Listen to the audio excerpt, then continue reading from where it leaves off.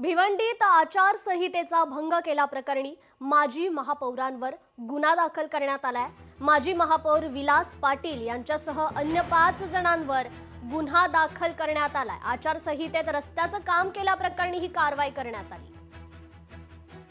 या संदर्भात आपण अधिक जाणून घेऊयात आपले प्रतिनिधी अभिजित हेरे यांच्याकडून। अभिजित, खरं तर भिवंडीत आचारसंहितेचा भंग केल्याप्रकरणी आता माजी महापौरांवरच गुन्हा दाखल करण्यात आलेला आहे। काय या संदर्भात अधिकची अपडेट?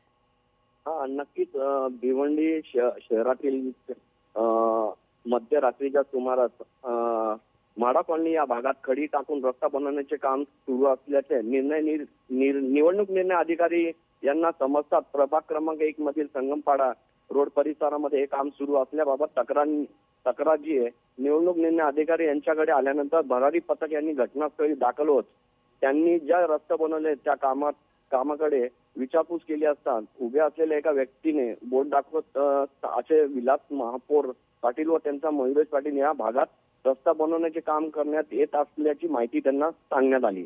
त्यावेळी आचारसंहिता भरारी पथकाने हे काम बंद पाडले असून या विरोधात विलास पाटील असेल मयुरेश पाटील व इतर इरफान हबीब व अन्सारी अशा 3 ते 4 लोकांविरोधात 5 जणांविरोधात जे आहे गुन्हा दाखल करण्यात आलेला आहे। जी, निश्चितच अभिजित, धन्यवाद आपण दिलेल्या या सविस्तर अपडेटसाठी। लोकशाही मराठी ऐका, पहा, जागरूक रहा।